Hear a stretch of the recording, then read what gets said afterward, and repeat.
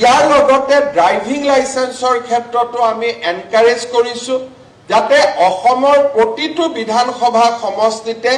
এখন motor vehicle institute গঢ়ি উঠে আৰু মটৰ ভেহিকল ইনষ্টিটিউটৰ প্ৰিন্সিপাল জনকে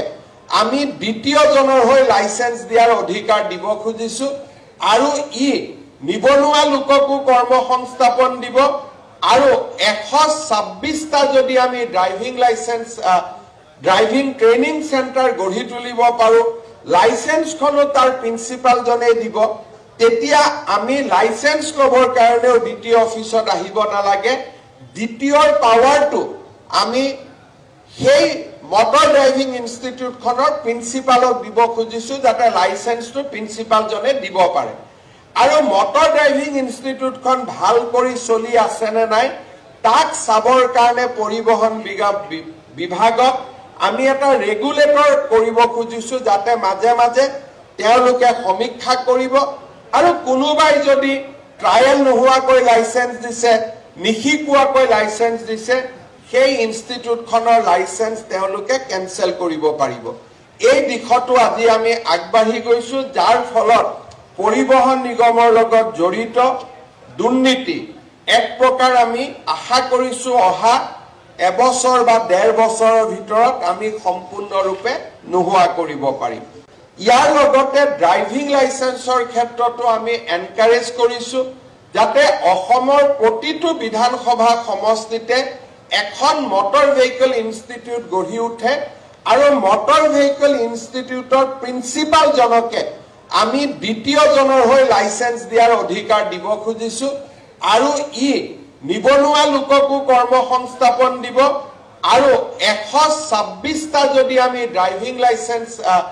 ড্ৰাইভিং ট্ৰেইনিং সেন্টাৰ গঢ়ি তুলিব পাৰো লাইসেন্সখনো তাৰ প্ৰিন্সিপাল জনে দিব তেতিয়া আমি লাইসেন্স লবৰ কাৰণেও দ্বিতীয় অফিসত আহিব নালাগে দ্বিতীয়ৰ পাৱাৰটো আমি সেই মটৰ ড্ৰাইভিং ইনষ্টিটিউট খনৰ প্ৰিন্সিপালক দিব খুজিছো যাতে লাইসেন্সটো প্ৰিন্সিপাল জনে দিব পাৰে আৰু মটৰ ড্ৰাইভিং ইনষ্টিটিউট খন ভাল কৰি চলি আছে নে নাই তাক চাবৰ কাৰণে পৰিবহন বিভাগক আমি এটা ৰেগুলেটৰ কৰিব খুজিছো যাতে মাজে মাজে তেওঁলোকে সমীক্ষা কৰিব আৰু কোনোবাই যদি ট্ৰায়াল নোহোৱাকৈ লাইসেন্স দিছে নিশিকোৱাকৈ লাইসেন্স দিছে সেই ইনষ্টিটিউট খনৰ লাইসেন্স তেওঁলোকে কেনসেল কৰিব পাৰিব এই দিশটো আজি আমি আগবাঢ়ি গৈছো যাৰ ফলত পৰিবহন নিগমৰ লগত জড়িত দুৰ্নীতি এক প্ৰকাৰ আমি আশা কৰিছো অহা এবছৰ বা 1.5 বছৰৰ ভিতৰত আমি সম্পূৰ্ণৰূপে নোহোৱা কৰিব পাৰিম ইয়াৰ লগতে ড্ৰাইভিং লাইসেন্সৰ ক্ষেত্ৰতো আমি এনকাৰেজ কৰিছো যাতে অসমৰ প্ৰতিটো বিধানসভা সমষ্টিতে